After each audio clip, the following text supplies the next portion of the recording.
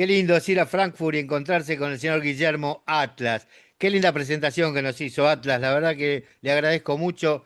Me la estaba debiendo, porque todos se presentan y cómo Atlas no se presenta. Ahora Atlas ya está presentado Ah, no, me en las faltaba. Ok, publicidades.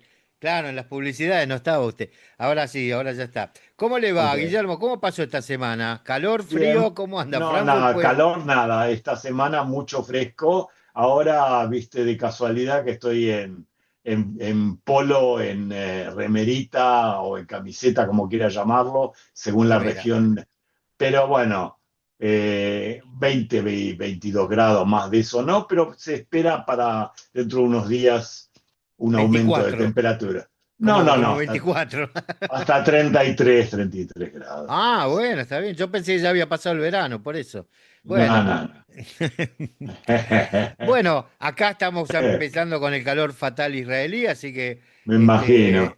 sí, está todo bien, todo Pero normal. como hoy voy a hacer una presentación que tiene también una cierta topografía fresca, pega bien con mi lugar de estancia actual, porque vamos a hablar de Saúl Bellow, cuyo, digamos, escenario principal es la ciudad de Chicago, ¿no? La ciudad de los vientos, una ciudad dentro de Estados Unidos de lo más fresquito que hay, ¿no? Saúl Veló. Saúl Bellow, sí, Saúl Ok. Bellow, que en realidad es verdad, tenés razón, porque originalmente se llamaba Belov, era el apellido original de él y aparte tampoco era Saúl, el nombre de él era Salomón. Nació Ah, en 1915 en una localidad cerca de Montreal, en Canadá. Él nació en ujú. Canadá, no en Estados Unidos. Y era hijo de inmigrantes judíos de San Petersburgo, y él se puso después, cuando se dedicó a la literatura, el nombre Saúl, que digamos que va a ser, como tantas cosas de su historia, una cosa elegida, elaborada, ¿no? Con el esfuerzo clásico de hijos de inmigrantes que intentan, digamos, salir adelante. Ujú. Y la familia había Intentan llegado adaptarse a través del nombre, ¿no? Quizás. adaptarse a través del nombre, ¿no? Y a través, digamos, de destacarse a través de su actividad, ¿no? Un hombre Ujú. que que venía de una familia muy simple, muy sencilla, de Rusia, de que había llegado 2 años antes de su nacimiento, o sea que cuando él nació, los padres hacía apenas 2 años que estaban en Canadá. Papá se llamaba Abraham. Y dicen algunos biógrafos que el papá se había dedicado al contrabando en Rusia, no lo sé si es así, y la mamá más silenciosa, dicen, e incluso más profunda, él contó en algún momento. Cuando él tenía 8 años, la familia cruzó la frontera y se instaló en Chicago, y esa fue la ciudad, con el viento que corta los huesos en invierno. Yo estuve ahí, pero yo estuve por suerte en verano, no en invierno. No, Ujú. lo único que me faltaba era en invierno a Chicago, con barrios de Pero es inmigrantes. medio un pozo, ¿no? O está un No, no, poco. no, no, es que ¿No? es una zona muy ventosa, cerca de la Sí. frontera con Canadá, frente al lago Michigan. Es una ciudad preciosa y encima con la cantidad de rascacielos que tiene, vos sabés que cuando hay rascacielos el viento se embolsa y es mucho peor, ¿no? Pero una ciudad Ujú. fantástica, igual en esa época barrios de inmigrantes superpuestos con todo lo que te puedes imaginar, imaginar, con la pobreza a flor de piel, por otro lado con gran desarrollo industrial, ¿no? Pensá que es el centro, digamos, la bolsa de granos, ¿por qué en los mataderos, el centro, digamos, ¿por qué en Buenos Aires existe el barrio Nueva Chicago? Porque justamente, ¿no? Por los Por, la, mataderos. Pero, por los mataderos, pero también claro. es barrio de gángster, o sea, también era zona, Chicago, Claro, ciudad de obviamente. gángsters, Vos que pensás en Al Capone y los claro. intocables y Los todo, capos claro. mafiosos, claro. Por supuesto. Y Chicago en realidad para Bellow, yo digo, se llamaba Bellow, pero Bellow es el nombre como lo conocen, es lo que Dublín fue para el famoso James Joyce o para Borges Buenos Aires, ¿no? El espacio de la imaginación, ¿no? En ese Chicago de los años 20 y 30 la familia vivía en un barrio entre judíos rusos, polacos, ucranianos, y el yiddish era el idioma del hogar, te puedes imaginar. El Claro. hebreo apenas el idioma de la liturgia. y el inglés, el idioma de la calle, el ruso, el idioma secreto de los adultos cuando no querían que los chicos se entendieran, clásico, Claro, ¿no? sí. A- Y claro, Así y Velo, aprendimos mucho Yiddish. exactamente, ¿no? Cuando empezaban a decir dos kind, ¿no? Y como si no supiésemos de quién hablaban, ¿no? Claro. Y Velo creció en ese cruce de lenguas y mundos. Y yo creo que, digamos, de alguna manera lo marcó. eh, Él cuenta años después que a los 4 años empezaron a leer la Torá en hebreo, obviamente, y observaban las costumbres judías, recitábamos oraciones, dice, ¿no? Y los bendiciones y todo ese tipo de cosas, que se creó un ambiente medianamente tradicionalista, ¿no? Eh, la mamá murió cuando él tenía 17 años, más o menos, y para él fue un golpe muy fuerte, obviamente, no tengo ni que comentártelo, se sobreentiende. Y Claro. muchos críticos han visto en esa pérdida temprana, a veces me parece un poco retorcido algunos comentarios, leí que decían que eso de alguna manera lo marcó en la búsqueda de la obra, la búsqueda de un sentido en un universo que puede quitarte algo de golpe y sin explicación. No sé Bueno, si es tan así, pero bueno, algunos lo interpretan de esa manera. algunos dicen que esas cosas son falacias de afirmación del consecuente, ¿no? O sea, Exactamente, como, exactamente. como Es como el saben la diario del obra, lunes, el diario del lunes. claro, saben la obra, entonces Exacto. buscan qué hay en la vida de él que pueda pegar con eso. Exacto, hay un Pero poco de también, eso. pero ojo, puede haber sido tranquilamente, Por porque, ¿por qué supuesto, no? ¿Por qué no? ¿por qué no? Exactamente. Lo más loco es que el papá quería que él fuese rabino, pero él tenía obviamente otros planes, ¿no? Estudió en Chicago, en la universidad, y después se fue a otra, a Northwestern, creo, sí, y se especializó quería, digamos, en realidad, especializarse en literatura inglesa, le encantaba, pero tuvo un problemita, un pequeño problema. ¿Sabes cuál es el problema? No, El antisemitismo. Los departamentos de literatura anglosajona no permitían el hijo de inmigrantes judíos en esa época. Porque uno wow, piensa en Estados Unidos como un país así con el tema sí, judío, pero no nos olvidemos que en los años 50 y 60 todavía había carteles en el sur que estaba prohibida la entrada a judíos, a negros, a judíos y a perros, por y a ejemplo, había perros, carteles. sí, sí, Exactamente, o sí. sea que no es que todo era un chiste. Y los judíos tenían también cupos y no podían estudiar en cualquier lugar, ¿no? Este, y bueno, entonces, ¿a qué se dedicó? A la antropología, a la sociología, ¿no? Que de alguna manera le permitieron mirar la cultura humana con cierta, digamos, distancia analítica. Y esa mirada, la del científico social y del artista sensible que ya había él, de algún modo va a definir su estilo. Pero es gracioso, vos sabés que muchos judíos en los años 30 jóvenes, se adhirieron a ideas de izquierda, también en Estados Unidos, no solamente en América Latina y en Europa. Y él militó un tiempo en la izquierda, pero no en el PC stalinista, sino que era trotsko, militó en el trotskismo, Saúl Velo, lo En cual Estados Unidos, en Estados Unidos era trosco de joven, es muy gracioso. sí. Y Nunca, nunca más de contramano podía estar, ¿no? exacto, claro, siempre se dice que los trotskistas son la oposición de la oposición, ¿no? Claro, Te claro. imaginas que incluso en los círculos comunistas de Chicago era casi una herejía. Pero esa independencia de criterio de alguna manera, esa negativa a doblegarse a cualquier ortodoxia lo marcó también, ¿no? O sea, no solamente que el papá quería ser, que fuese rabino y no fue rabino, tampoco quiso ser stalinista, ¿no? Y No, pero yo me pongo a pensar a veces, porque no es el mm, único caso que hemos visto y aparte que conocemos, de gente que recibió una educación tradicional a través de la Torá, leyendo la Torá, conociendo el judaísmo y demás, y terminan en algún extremo, normalmente de izquierda, pero bueno, habrá habido también alguno de derecha, pero ¿Cuál es el hilo conductor que, o sea, No, pero yo creo que que los... también hay, no, hay otra cosa, no es que, no es, ya sé por dónde apuntas, vos decís que de una idea fuerte, dogmática y cerrada, van a otra idea fuerte, dogmática y cerrada, una en versión Exacto, religiosa y la otra en versión secular. Sí claro, hay algo de eso, tenés razón, de encontrar una explicación absoluta a ciertas preguntas, es sí, pero también hay otra cosa.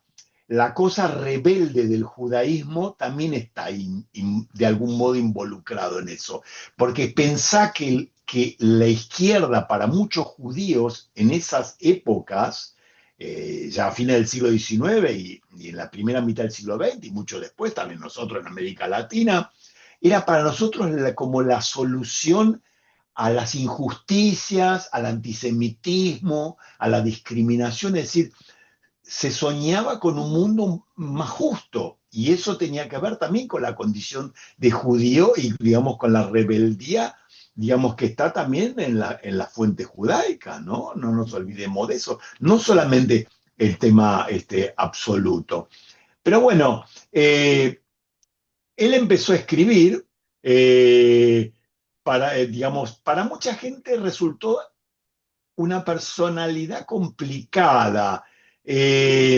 Muchos decían que irritaba mucho a la gente, incluso a los que lo admiraban, pero por otro lado se considera el escritor casi más importante de la literatura norteamericana del siglo XX, ¿no?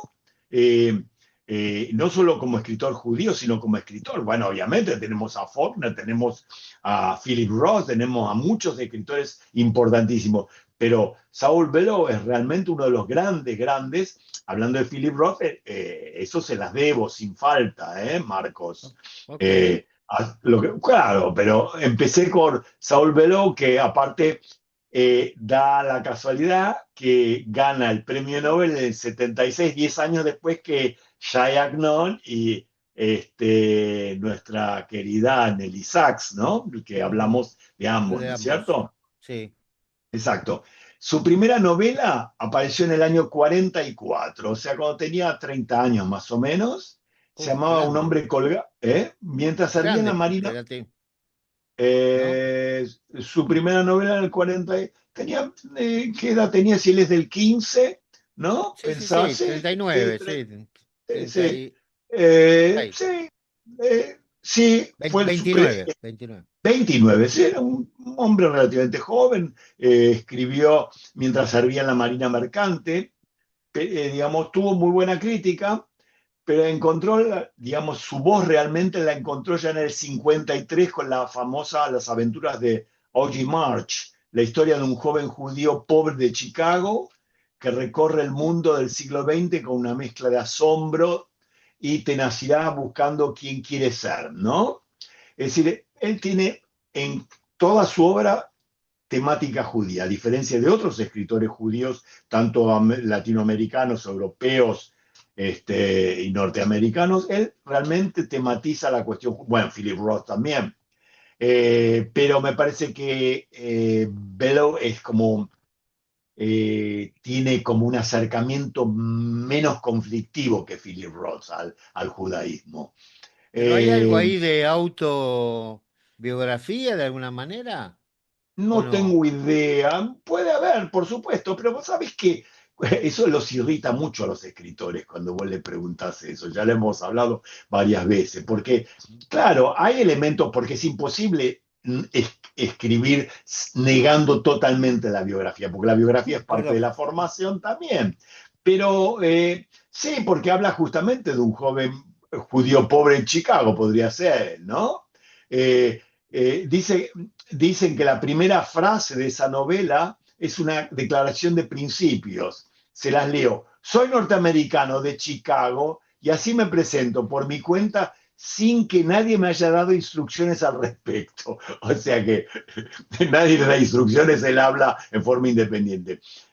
Con esa frase, Velo inauguró una literatura que al mismo tiempo era muy judía y muy norteamericana, porque él de algún modo reivindicaba ambas cosas y que podían ser una sola. Pero la obra más importante de él vino en el 64, que es la novela famosa de él que se llama Herzog, que es el nombre del protagonista. Es la obra, digamos, la historia de un intelectual judío que en medio de una crisis personal devastadora escribe cartas interminables a los vivos y a los muertos, a Nietzsche, a Eisenhower, al Papa, a su ex esposa, como Mm, si el pensamiento fuera la única forma de no hundirse, o sea, es como un salvataje para él. Y fue un claro. éxito fulminante esa novela, y sigue siendo para muchos lectores su obra maestra.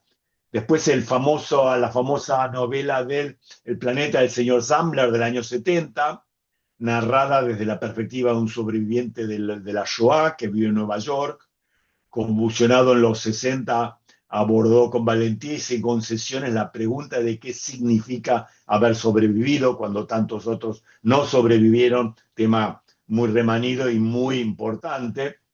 Y maduro. Escribió en el 75 El legado de Humboldt, una novela sobre la amistad, el fracaso, el dinero, la gloria literaria, inspirada en su relación con el poeta Delmore Schwartz, y fue la obra que lo llevó al Nobel, ¿no? En el 76 la Academia Sueca le concedió el premio Nobel, yo me acuerdo muy bien. Lo elogió por su comprensión de los seres humanos, su análisis sutil de la cultura contemporánea. Y dicen todos, no recuerdo haber leído el discurso, pero dicen que su discurso no desperdició el tiempo, lo aprovechó muchísimo. Tienen más de una hora para hablar. Y que dice que tuvo una audiencia para hacer lo que siempre había hecho, pensar en voz alta. Pensar en voz alta con incomodidad y con rigor.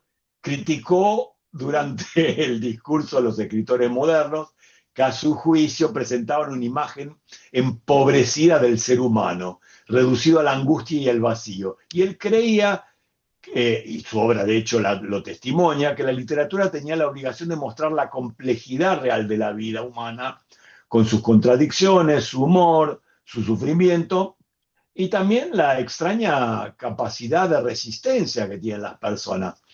Ese mismo año, en un gesto que decía mucho sobre sus afectos profundos, publicó Jerusalén y di vuelta, un libro de memoria sobre su estadía en Israel en el 75. Ya era un velo diferente, más personal, más vulnerable. Se preguntaba por la supervivencia judía, por el significado del Estado de Israel, por las responsabilidades que recaían sobre los judíos de la diáspora.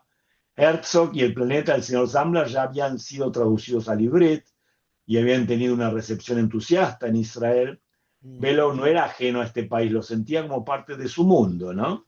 La identidad judía fue para él una fuente de enriquecimiento literario y también de tensión. Le irritaba que la crítica lo catalogara como escritor judío, como si esa categoría fuera un casillero que limitara el alcance de su obra. Y al mismo tiempo escribía desde ese lugar sin disculparse, es decir, digamos, no es que era un judío vergonzante, ¿no? Pero una contradicción que no resolvió porque es una contradicción casi irresoluble, Marcos, realmente, ¿no? Él sabía, como todo gran escritor, que las contradicciones productivas no deben resolverse, sino que hay que hacer una especie de convivencia con esas Sí, contradicciones. transitarlas, transitarlas, Transitarlas, habitar, como está ahora de moda decir, habitarlas. habitarlas. Y Velo, aparte, enseñó durante muchas décadas en la Universidad de Chicago, en Yale, en Princeton, o sea, un profesor de literatura. El hombre que no había tenido acceso a estudiar literatura inglesa fue profesor de literatura, un genio, ¿viste? Eso es Esas interesante. contradicciones de la vida, ¿no? Las La vueltas de la vida. contradicción de la vida, pero qué satisfacción, ¿no? Yo te Y quería fue, preguntar, bueno, sí, no, termina con la bibliografía, después sí, te sí, quiero hacer sí. una pregunta. Dicen todos que como profesor fue un maestro exigente y un interlocutor muy complicado. Formó parte del debate intelectual norteamericano durante más de medio siglo. Polemizó con feministas y posmodernos, con conservadores, con progresistas, con casi todo el mundo. Su amigo Alan Bloom, no el Harold Bloom, el otro, el crítico, otro autor del célebre El cierre de la mente americana, fue una de sus relaciones más significativas. Bloom sería la inspiración para Ravelstein, que su última novela importante del año 2000 un retrato a la vez tierno y despiadado de ese vínculo. Murió en abril del 2005 en Brookline, Massachusetts, tenía 89 años, hasta el final siguió pensando, escribiendo, discutiendo. Saul Bellow cruzó el siglo XX como un personaje de sus propias novelas. En eso tenés razón, Marcos. Desorientado y lúcido a la vez, cargado con el peso de la historia judía y con la promesa americana, buscando en cada libro una forma de comprender por qué estamos aquí, qué hacemos con el tiempo que nos toca, cómo aprovechamos la vida. En esa búsqueda sin conclusión definitiva reside quizás toda su grandeza, ¿no? La grandeza de Saul Bellow, ¿no? Un escritor que me parece que quería sin falta presentarlo y les recomiendo su lectura. Permítame, quiero hacer unas preguntas. Por ejemplo, ¿existe un estilo de literatura judío norteamericano? Y hay elementos comunes, no es que hay un estilo. No, por eso, a eso me refiero. Yo Sí, sé que hay escritores norteamericanos de origen judío, eso sí. sabemos. No, no, no, Pero pero incluso hay los que una... tematizan la temática judía, como Philip Roth o Saul Bellow y otros, tienen cada uno, obviamente, cada uno es un continente, un Mm, mundo, pero hay elementos comunes, por supuesto, de la socialización judeo-norteamericana, como debe haber también muchos puntos en común de los escritores judíos argentinos, cada uno a su manera y cada uno en su estilo. Por así es. supuesto que sí. Por supuesto que sí, son muy norteamericanos, es decir, es muy identificable, digamos, la identidad norteamericana y la cosa judía, con los chistes, el humor es distinto al humor judeo argentino y el humor judeo norteamericano, aunque a su vez también hay elementos en común de todos los judíos, sobre todo de algunas culturas, qué sé yo, los Ashkenazim, por Pero ejemplo. bueno, pero yo reconozco, por ejemplo, que hay un humor judío norteamericano. Hay un Por humor judío supuesto, norteamericano. sí, lo hay. Sí, Desde sí, Seinfeld sí. hasta... No, hay muchos eh, stand-up, sí, exactamente. sí, Por no solo ejemplo, algunos. stand-up, no solo stand-up. No, no, yo no estoy Eso, Mel pensando, bueno, Brooks, Woody Woody Allen, o qué sé yo. Allen, los hermanos Sí, Marx. O sea, sí, sí. hay un judío, hay un humor claramente americano y judío a la vez. Eso, por eso decía si hay un estilo que está Sí, en catalogado. literatura sí, exactamente. Sí que hay. Y No sé cómo otro, definirlo, no sé cómo definirlo, pero tiene mucho que ver también con la dificultad de la integración, de cómo juntar los dos elementos, es decir, esos dos elementos que conviven, judíos que son muy judíos, pero a su vez seculares y muy integrados en la vida norteamericana, que cuando hablan en el supermercado o hablan en otro lado, son tan norteamericanos como un tipo de origen irlandés, pero tiene claro, pero algo especial, aunque en Nueva York obviamente los judíos tienen un tono especial, tenían, ahora se perdió, había como una musiquita, pero ahora no me acuerdo cómo se llama, bueno, hay un también lo hay en Buenos Aires, las chicas Sí, deciden. había. Ahora eso se perdió bastante también, pero en la Mm, generación nuestra, de nuestras madres y abuelas, ni hablar que tenían acento europeo, pero sin el acento, me refiero ahora el tonito. Es decir, sí. una cosa es el Otra, tono y otra cosa es la música, ¿no? otra pregunta que quería hacer, o no, no, una referencia que quería hacer. Cuando llegan los padres del 1913, Sí, eh, él nace en el 1915, ¿verdad? sí, sí, en Canadá, Ahora, los padres vienen de la pre-revolución rusa. O sea, correcto. los padres vienen de un momento en Rusia de bastante convulsión, porque En el antes de la año 13, revolución, bueno, antes de la Primera Guerra Mundial, obviamente, claro, entonces digamos, había pensá que en una, el año cuando, 5, la revolución de 1905, se habían pasado varios pogroms, es la época, claro, ahí digamos, está. Yo no, no los quiero protocolos salvar, de los sabios de Sion, digamos, la policía rusa, la secreta rusa en el año creo 3 o 5 también es la que elabora los protocolos. claro, Es una claro. época, sí, dicen, lo Bueno, que a pasa es que eso me no quería refiero. Ahora, repetir esa frase que está como muy remanida siempre cuando les digo hijo de inmigrantes rusos, digo que huyeron de las persecuciones y bla, bla. Pero eso claro, no, no, lo bueno, estamos obvié hablando de los porque, zares, de los cosacos, de épocas Lo obvio porque, convulsionadas. lo bien porque se sobreentiende.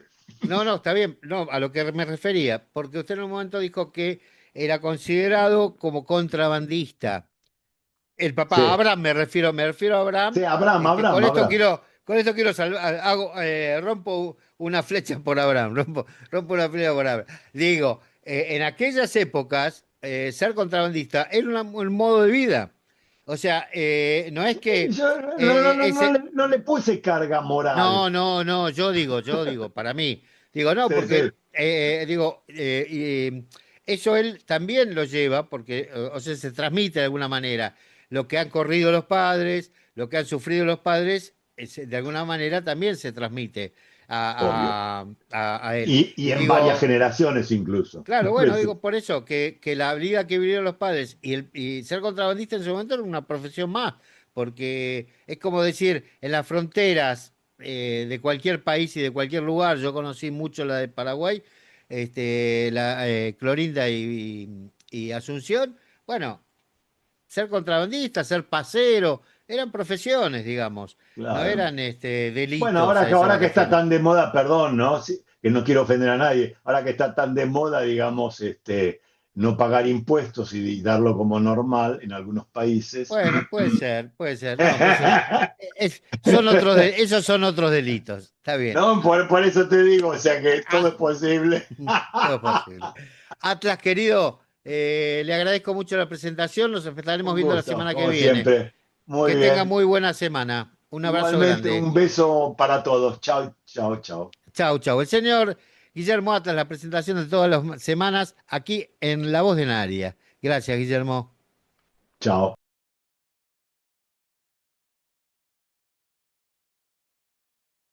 Radio Naría, más allá de las fronteras, voz y voz en castellano.